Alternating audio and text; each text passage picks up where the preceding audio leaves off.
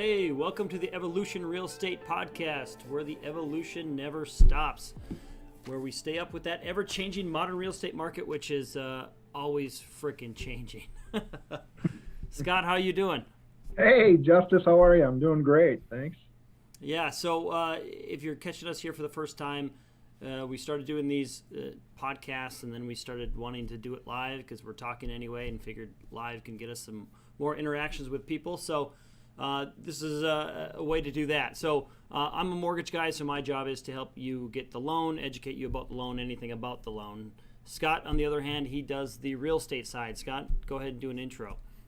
Yeah, thanks, Justice. Hi, everybody. My name's Scott Ebel. I'm with Greater Midwest Realty, and excited to be here today to share some tips, tricks, and kind of behind the scenes of really what's going on with the market today. And I think that's what we're going to try and do, and hopefully have some good news. I don't know. But nonetheless, great to be here with you, Justice. And how about you? Introduction for yourself. Pass it back over to you to introduce yourself. I think you already kind of did, but yeah. Yeah, I mean, it's my job, it has something to, we're always, the guidelines are changing, rules are changing. The big thing we've been talking about lately is the condos. So my job is really just about educating myself so I can educate everyone else about it. It's just kind of the reason we named the podcast the way we did is because stuff is always changing, always evolving.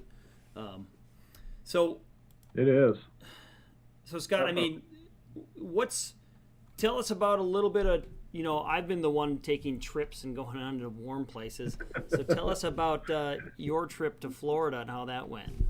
Yeah, I kind of bookended Florida from our last podcast or last episode. I went up north to Orem, Minnesota, where snowmobiling, it's just a snowmobile mecca. It's for those that like to do that anyway. And I think I shared that it was Sunday when we were leaving, actually. The day before Saturday in the morning, it was 27 below. We did go out riding that day later on. It did warm up. But then Sunday, actually, when we were going home, it was 38 below, and I talked about that. But so people probably think we're pretty crazy for doing that, but it's all about your gear. And then I had the great opportunity to go to Florida and spend that with my siblings. And so a family trip that has been in the works, and we just had a great time. One pinnacle or one highlight of that was going to NASCAR. I've never been, and to be able to go, got some tickets from a friend, and they didn't want to go, and they offered them up, and had 4 tickets, and we were 8 rows up from the fence, and what a time. If anybody ever has, I've never been, and watching NASCAR on TV compared to actually sitting there, hearing the roar and the thunder and the pack going by at, 180, 190 miles an hour, and they're just pushing each other. I'll tell you what, that's pretty darn exciting. So that was super cool. Got to swim with, actually got an opportunity to swim with manatees. So if anybody's ever done that, what an opportunity, or it's just a special treat that was, to actually be put on the old wetsuit and snorkel a little bit and have them swim right underneath you. I want none of that. Huh? I want none of that. No. Do they scare you or what? God. So when we went to Hawaii, and we went on a snorkeling to go see the turtles. I thought we were going to go to some beach, walk out, do a little thing, and walk back to the beach, whatever. We went out to a boat, went to the middle of the ocean, what I consider the middle of the ocean. It was 20 feet down. Jumped out of the boat, immediately jumped back in the boat and said, no, not doing that. So, yeah, no, I want nothing to do with that. I wouldn't guess that. Yeah, no. Yeah. So no. I'm gonna have to bring you a gift, maybe a little fake turtle or something, leave it at your door. I don't know. We had the guide lady that was there with us. I gave her my GoPro, and she went down and got some sweet turtle footage because I was not going in there. Really? Mm-mm. No, land all day.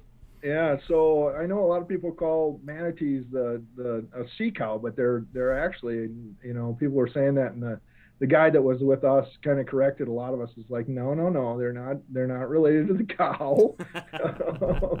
They're closest good beef. relative. Yeah, good beef. Yeah, good beef. Yeah. No, she said that their closest relative is actually the elephant. So I did not know that, but Wow. pretty cool. Yeah. But they're a docile, real slow. It's just, I mean, they sit on the bottom of the lake or the riverbed or the ocean or whatever, and then they kind of bob up. You know, it's pretty wild. They don't need a whole lot of air, so they stay down for quite a while. I think they can stay underwater for almost 18 minutes. Jeez. And they just kind of slowly kind of rise up, and their snout comes above the surface and grabs some air, and right back down they go. So pretty Where cool. are the pics? Where are the pictures?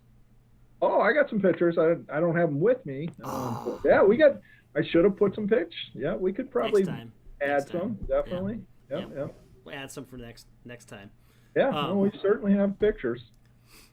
So, but yeah, no, it was great. It was great. And then actually the bookend part, then I went back up and got some more snowmobiling in last weekend. And I think now with the weather the way it is here, mid 30s and what have you, you got to get it in while you can, because the snowmobile season, unless you go way up north, is going to be coming to an end. So just like real estate, it's our seasons change, and so does our market. So yeah, kind of where we're at. So you just got to get it in and take advantage while you can, and keep going. So yeah. Well, a good trip.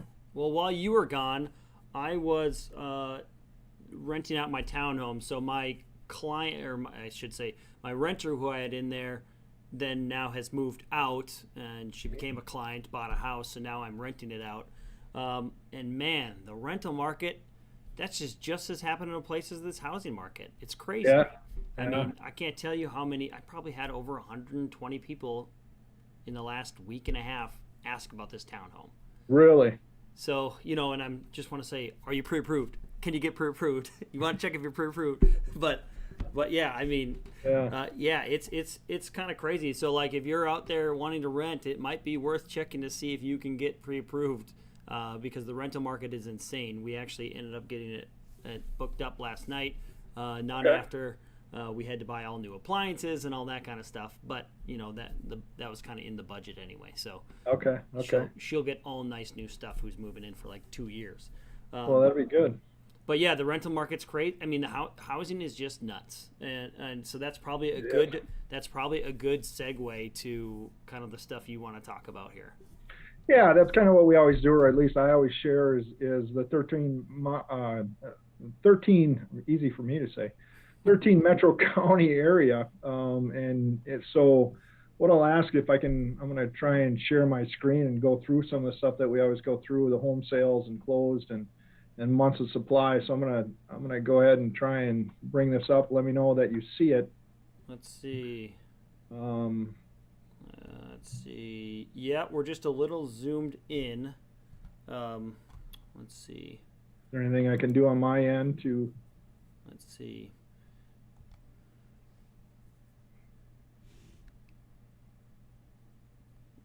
Here we go. Got it. Okay, now we're good. Okay, so you're able to see it better? Yep. All right. So as I was trying to say is that we always share, over the last 3 years, and that's what this depicts, from January of 19 all the way until which we go through February now, but and then a monthly average of what they are in home sales. This chart that you see on the screen right now reflects the home sales for the Twin City metro area, 13 metro county area. As you can see right now, and as of February, where we're at for homes for sale, we were at 3,909, and they dipped down a little bit from January, as you can see, and even a year ago, February, we were up at 5,389. So we've dropped a little bit as far as homes for sale. Closed sales pretty much follow what the inventory is, or new homes for sale. As you can see, those graphs or charts kind of are similar in their representation. February, through February in the Twin City region market, we're at 2468. That's kind of where we're at right now. And even so, if we look back, so these peaks are obviously the summer months, or the height of our selling season, if you would. In February, that's what we were at 32.71 a year ago. So it gives you some indication. So we are down even from a year after year. Looking at that, we're down quite a bit there. I always like to look at months of supply because that right there is an indicator. And unfortunately, I wish I had better news for everybody that's listening and or that being a part of the market. However, I think I do or can bring a little bit of good news because we are turning that corner, right?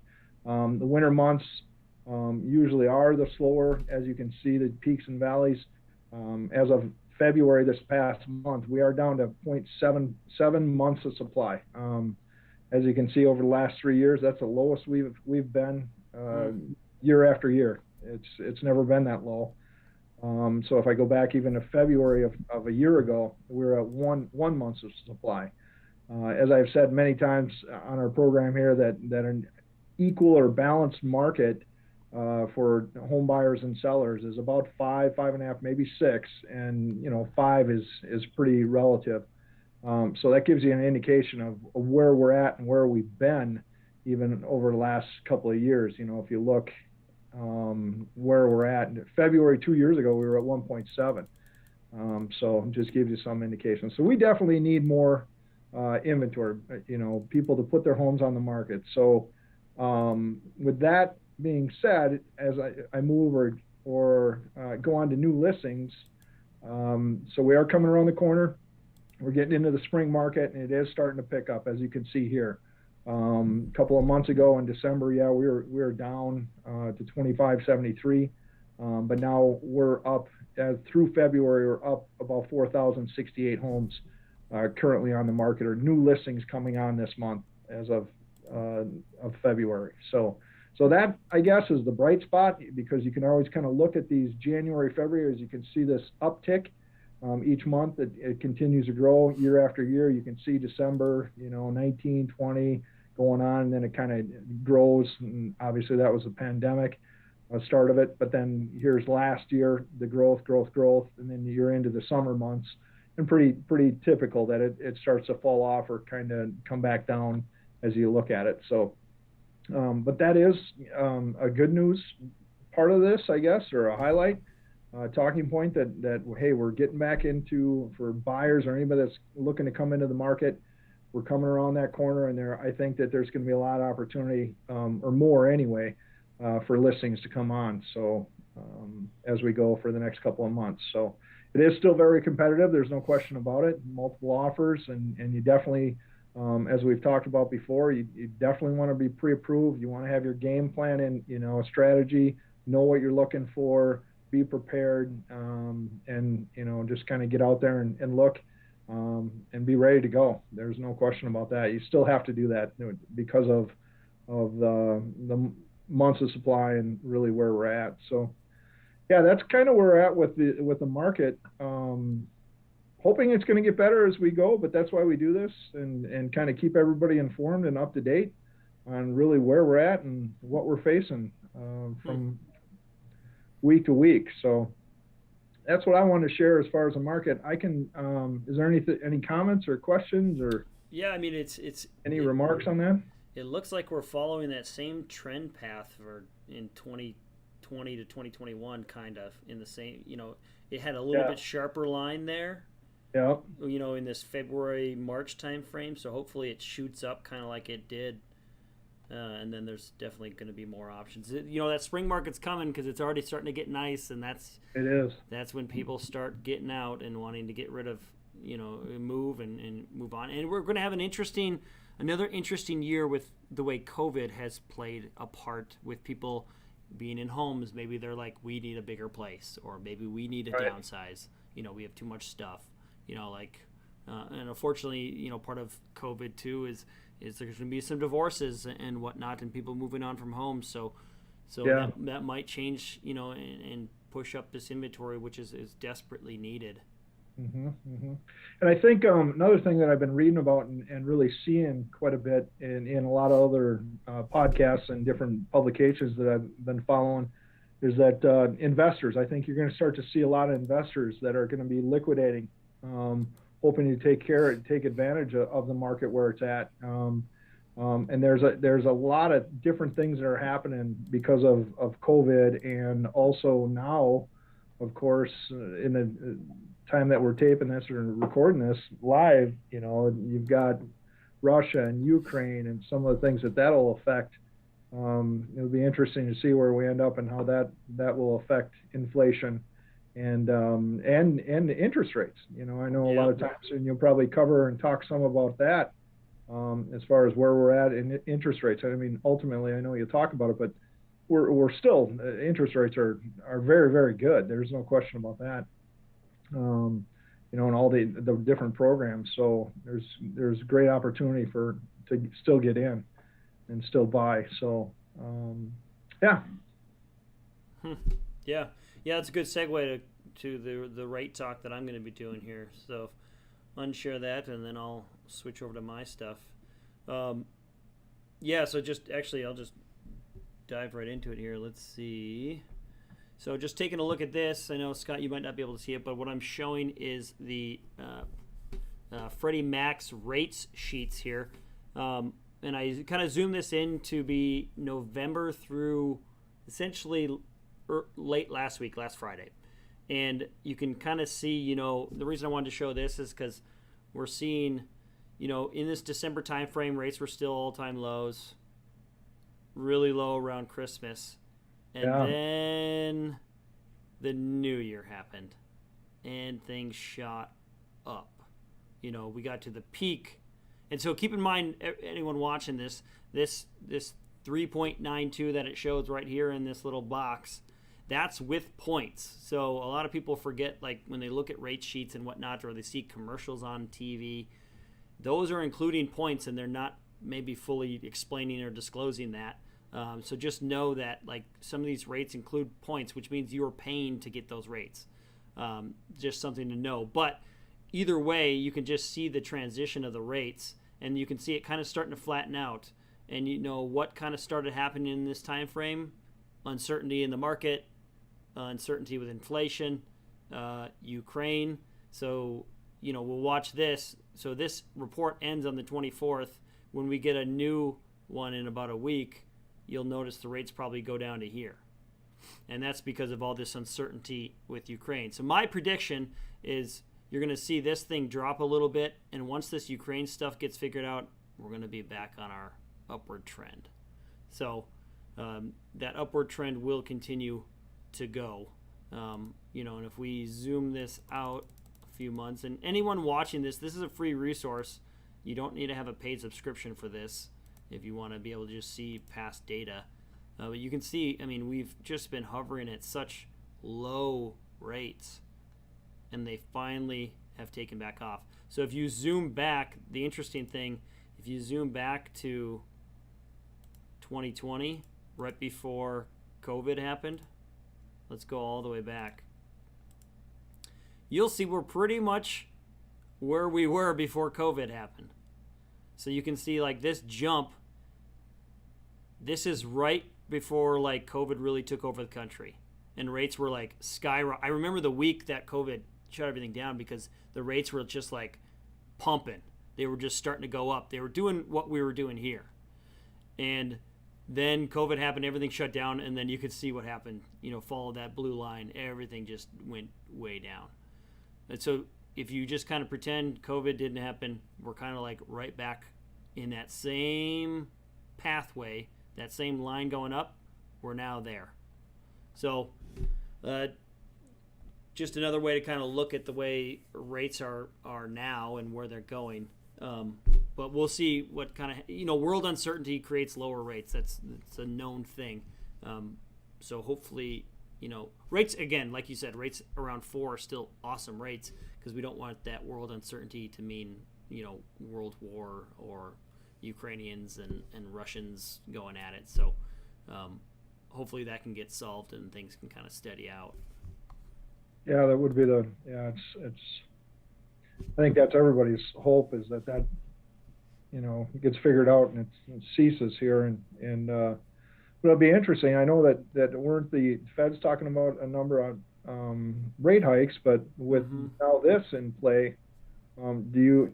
I know it's speculative, but I wonder if they will continue to raise or just kind of let it go for now because Yeah, of inflation and some of the other things that we're facing. yeah, it's really going to matter on how that CPI data comes out, probably for next month, and see what uh, inflation looks like. I know they are talking about doing a quarter now. There was talk that they'd even do a 0.5% interest rate hike, but I'm predicting Powell will at least do a quarter rate hike at the next Fed meeting. Oh, So okay. I'm thinking that'll happen. And for those that don't know, that doesn't directly affect mortgage rates directly, but it probably will because we're in such a reactionary time when it comes to all of this stuff. If you follow the stock market, any bit of news will make things go up or down right now. So I don't anticipate the bond market being much different with that.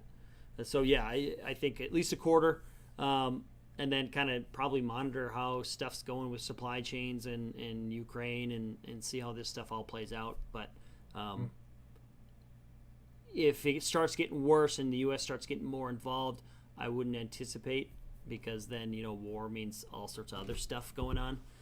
But Yeah. we can't really necessarily let inflation that's at like really high levels at this point go unchecked.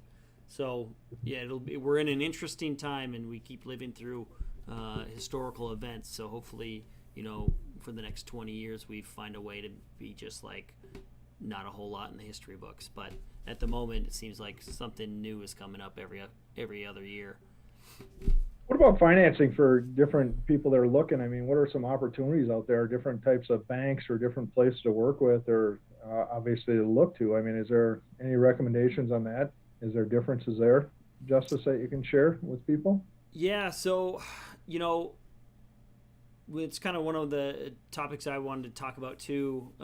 Was the differences between so I work at a private bank, and then there's you got your big boys, your Wells, U.S. Bank, your Chase, the big names, and then you also have credit unions, which are everyone's familiar with credit unions. So there is an advantage of working with a private bank because we're right in the middle between the two. So we kind of have the best of both worlds between the credit unions of the personal touch, the small town feel, working with a private person kind of thing. But we also have all the advantages of the big boys where we have all of the programs and products and everything that goes with it. So the company I work at is Bell Mortgage. We're the seventh largest privately owned bank in the country. So privately owned meaning there's no stakeholders. It's actually owned by a family in Fargo. Um, so the advantage of that. So our bank, for example, has a seat at the table with Fannie Mae and Freddie Mac. So we help set regulations, we help set guidelines, we get special products and relationships. So we get a product where we get, first-time home buyers can get a $1,250 credit towards their home, or up to a $2,500 credit or grant, because it's not money you have to pay back. It gets applied to your closing. You just have to take a first-time home buyer seminar, which you do anyway if you're a first-time home buyer. That program is great. We're one of the few places in the country that have that. Another thing that we have a special relationship with PMI companies. So if you put less than 20% down, you have to have PMI on a mortgage. And Yeah, we've talked about that in the yeah, past. yep. And we have a special relationship where we get cheaper PMI than everyone else. So it really just kind of helps, separate us and get us ahead of the game. And then we have other programs since Bell is privately owned, we hold our own loans.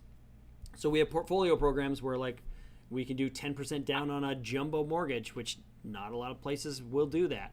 Another thing is we have a 1% down program for first-time home buyers. That's a conventional product that's portfolio, which means you could have a 640 credit, have to go FHA anywhere else, and we can put you in a conventional product. So it just makes a huge difference. So the privately owned bank allows for flexibility and personal touch, and that product availability that not a lot of other places can match. So it's very, very lucky to work here. And then Scott can probably attest to this. Our pre-approvals have weight because our company's just known for getting things done and doing it right.